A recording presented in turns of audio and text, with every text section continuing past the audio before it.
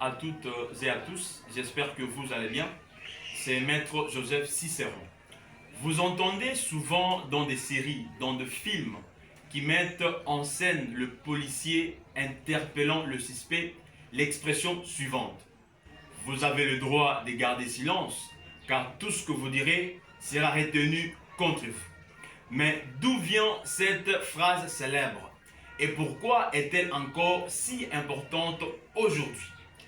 D'entrée de jeu, il convient de préciser que cette phrase ou cette formule n'est pas seulement une réplique du cinéma, mais constitue une véritable exigence imposée par la jurisprudence des États-Unis, dont l'influence a dépassé les décennies, a dépassé les frontières. Et son application dans tous les États du monde aujourd'hui est d'une immuabilité ineffable. Dans cette vidéo, je vous dis tout: l'origine historique, les leçons fondamentales à tirer et surtout son importance actuelle. Et pour ce faire, vous avez donc tout intérêt à nous suivre jusqu'à la fin. Si vous n'êtes pas encore abonné à notre chaîne, nous vous accordons une seconde pour le faire. Abonnez-vous. Tout a commencé en 1963. Alors âgé de 22 ans, Ernesto Miranda fut arrêté à Phoenix, dans l'état d'Arizona, pour enlèvement et viol d'une jeune fille. Une fois au bureau de la police et après plusieurs heures d'interrogatoire, Ernesto Miranda, ce jeune homme de la nationalité mexicaine, avoua les faits infractionnels qui lui eurent été reprochés et accepta de signer un formulaire reconnaissant sa culpabilité.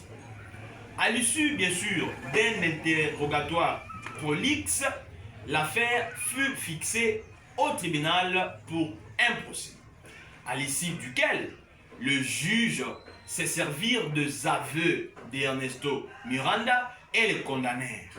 Alice Werbis, les juges n'ont pas turbiné de manière à trouver d'autres moyens de preuve.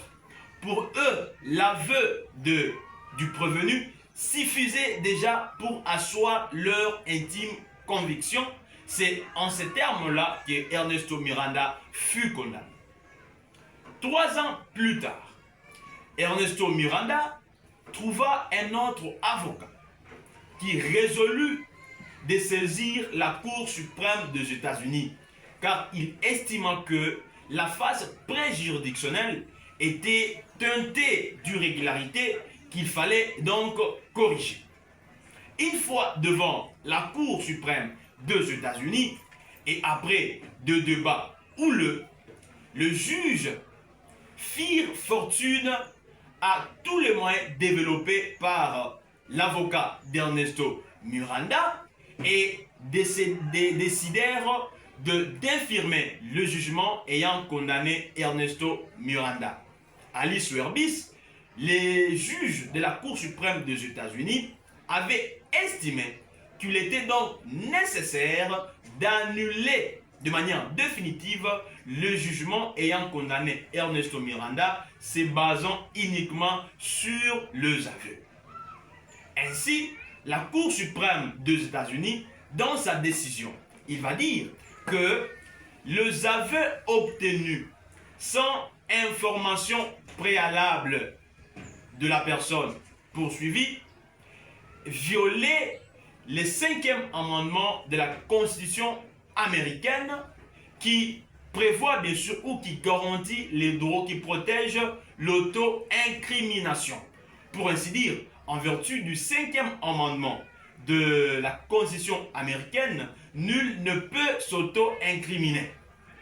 Deuxièmement, le manque d'information a aussi violé le 6e amendement qui consacre le droit à l'assistance dans toutes les phases procédurales.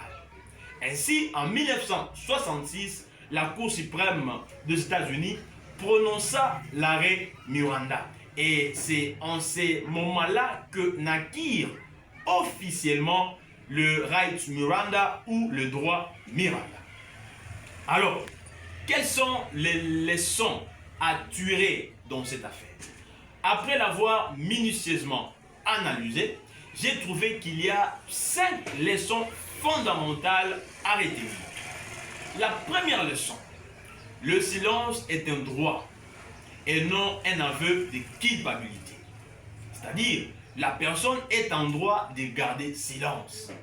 Et ce silence ne pourra jamais être utilisé contre elle.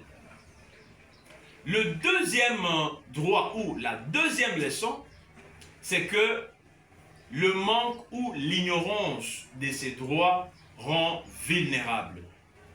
Ernesto Miranda, ne connaissant pas les droits lui garantis par la Constitution, il reconnut, il avoua son crime, ignorant bien sûr qu'il avait le droit de garder silence, ignorant qu'il avait le droit de se faire assister par un avocat de son choix.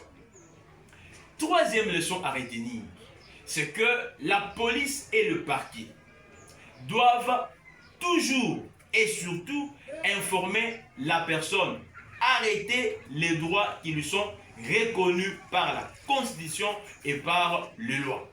Raison pour laquelle, dans la fameuse phrase, il est bien dit que vous avez le droit de garder silence, car tout ce que vous direz sera retenu contre vous. Vous avez le droit à un avocat, et si vous n'avez pas les moyens, un vous sera fourni. Pour ainsi dire, l'État, tout État, doit prendre soin d'informer la personne interpellée les droits qui lui sont reconnus. Que plus est, si la personne n'a pas suffisamment les moyens pour bénéficier de services d'un avocat, l'État doit lui en fournir un ou deux. Quatrième leçon qu'il faille retenir, je peux parler de la fin des aveux forcés. À partir de cette jurisprudence, il a été dit que tout État moderne doit rejeter les aveux obtenus par pression psychologique.